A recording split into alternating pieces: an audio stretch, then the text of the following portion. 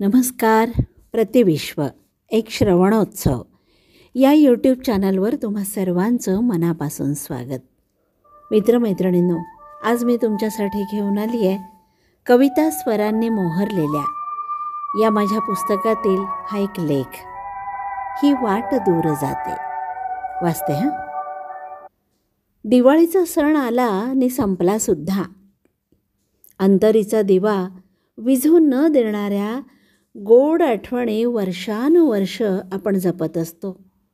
बालपण, तारुण्य आणि प्रापंचिक जबाबदारीतून मुक्त होऊ पाहणारं प्रौढत्व. आयुष्याच्या प्रत्येक टप्प्यावरची दिवाळी असते अगदी निराळी. पण एक धागा मात्र तोच असतो, उत्साहाचा, आनंदाचा, रसिकतेनं आयुष्य भरभरून जगण्याचा. ही रसिकता व्यक्तिपरत्वे निराळी असू शकते. ती जपण्याचा आणि जोपासण्याचा प्रयत्नही निराळा असू शकतो. फराळाचा खमंग वास, करंजीच्या काठावरची नाजूक महिरप, चकलीच्या अंगावर सरसरून फुललेले काटे, गडद चॉकलेटी अनारशांवरची खसखस म्हणजे दिवाळी. असं काहींना वाटतं तर अंगणातल्या तेजाळणाऱ्या पणत्या आणि प्रत्येक ठिपक्यांना मनापासून जोडून विविध रंगात रंगलेली रांगोळी म्हणजे दिवाळी, असं काही जणांना वाटत असतं. दिवाळीनिमित्त जमलेल्या नातलगांना, स्नेहीजनांना अगत्यानं केलेला पाहुणचार म्हणजे दिवाळी असंही वाटतं. आणि खरं सांगू, या सगळ्या गोष्टींबरोबर गाण्याची, काव्यवाचनाची मैफल जमावता आली तर ती खरीखुरी दिवाळी असं मला वाटतं. दिवाळीच्या सुट्टीत एक दिवस तरी दूरवर निसर्गाच्या सान्निध्यात जायचं असं आमचा बेत असतोच बरं का. तुम्ही जात असाल म्हणा. हिरव्यागार दाट झाडीतून जाणारी वाट, वाटेवरची फुलं, भिरभिरणारी फुलपाखरं न्याहाळताना संध्याकाळ कधी झाली ते कळलंच नाही. दूर क्षितिजापाशी लाल केशरी सूर्याचा गोळा पाहिला आणि शांताबाईंच्या कवितेची आठवण झाली. ही वाट दूर जाते स्वप्नामधील गावा. एखाद्या कवितेशी घट्ट नातं का जुळतं याचं उत्तर प्रत्येकाचं वेगवेगळं असू शकेल. पण माझं नातं मात्र जन्मोजन्मीचं, युगायुगांचं आहे असं वाटतं. बासरीचे अलवार सूर, त्या सुरांचं भारलेपण अधिकच मोहित करणारा आशाताईंचा मधुर स्वर आणि शांताबाईंचे स्वप्नाळू हळवार शब्द.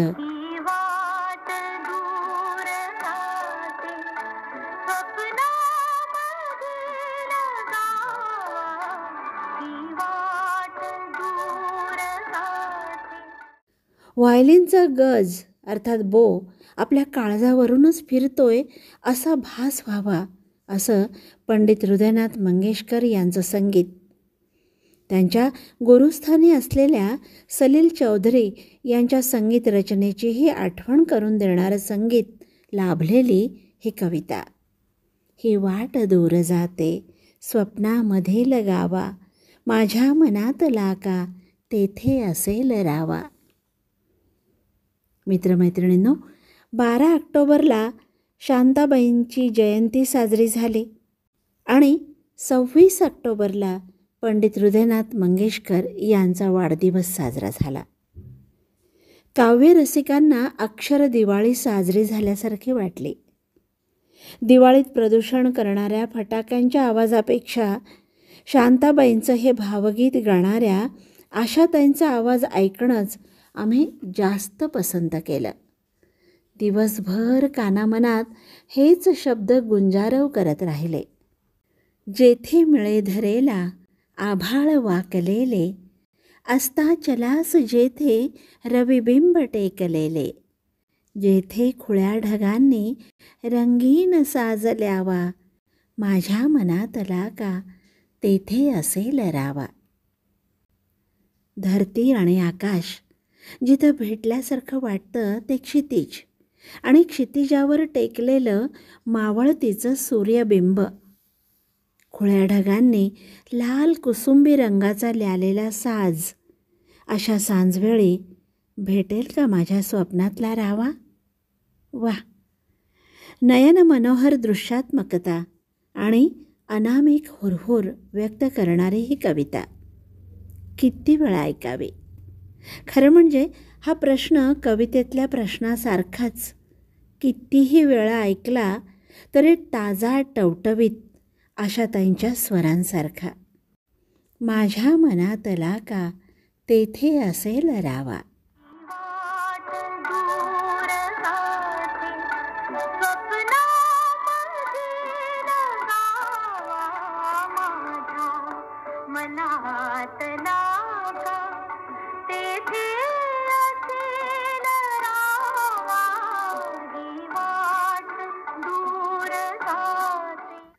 शांताबाईंनी त्यांच्या अशा कवितांबद्दल म्हटलं आहे की माझ्या खऱ्या भावभावना, तारुण्य सुलभ कोवळी हुरहुर आणि अनोखी स्वप्ने, निसर्गाची ओढ माझ्या कवितेतून प्रकट होण्याची धडपड करीत होती. या कवितात भाबडेपणा होता, तसा एक निर्मळ ताजेपणाही होता, असं शांताबाईंनी म्हटलं आहे. स्वप्नामधील गावा स्वप्नामधून जावे, स्वप्नातल्या प्रियाला मनमुक्त गीत गावे, स्वप्नातल्या सुखाचा स्वप्नीच वेध घ्यावा, माझ्या मनातला का तेथे असेल रावा. स्वप्न शब्दाच्या पुनरुक्तीनं कवयित्री आपल्याला घेऊन जाते अशा एका स्वप्नमय जगात की वाटतं त्या स्वप्नातून जागं होऊच नये. प्रत्येक संवेदनशील व्यक्तीनं आयुष्यात अनुभवलेलं असतं असं एक स्वप्नमय जग, आणि माझ्यासारख्या एखाद्या भाग्यशाली व्यक्तीला भेटलेला असतो तो स्वप्नातला राहावा. आणि मग हे सत्य म्हणू की स्वप्न असं म्हणता म्हणता अवघं आयुष्यच सुंदर होऊन जातं. अर्थात या सुंदर आयुष्यात सोबत असते स्वरांनी मोहरलेल्या कवितांची. शब्दस्वरांचं वैभव मुक्त हस्तानं आपल्याला बहाल करून टाकणाऱ्या गीतकारांची, संगीतकारांची आणि गायक कलाकारांची. शांताबाईंची ही 3 कडव्यांची मूळ कविता, पण ध्वनिमुद्रिकेत पहिल्या आणि तिसऱ्या कडव्याचा समावेश आहे. जे कडवं वगळलं त्यातील शब्द बघा. घे सावली उन्हाला कवळून बाहुपाशी, लागून ओढ वेडी खग येती कोटरासी, एक एक चांदणीने नभदीप पाजळावा, माझ्या मनातला का तेथे असेल रावा. उन्हाला कवळणारी सावली, घरट्याच्या ओढीनं परतणारे पक्षी, एकेका चांदणीनं पाजळणारा नभदीप, या सगळ्या प्रतिमा म्हणजे कवयित्री शांता शेळके यांच्या काव्यप्रतिभेची उत्तुंग झेप. हे गीत ऐकताना मनाचं आभाळ भरून येतं. हो, आभाळच. त्यांच्याच म्हणण्याप्रमाणे भरून येणारं ते आभाळ असतं आणि निरभ्र ते आकाश असतं. शांताबाई, खरंच हो, तुम्ही आम्हाला खूप खूप आनंद दिलाय. तो भरभरून घेता यावा म्हणून आमची ओंजळ अधिकाधिक मोठी कशी करता येईल याचा आम्ही विचार करतोय. तुमचेच शब्द आठवत आहेत.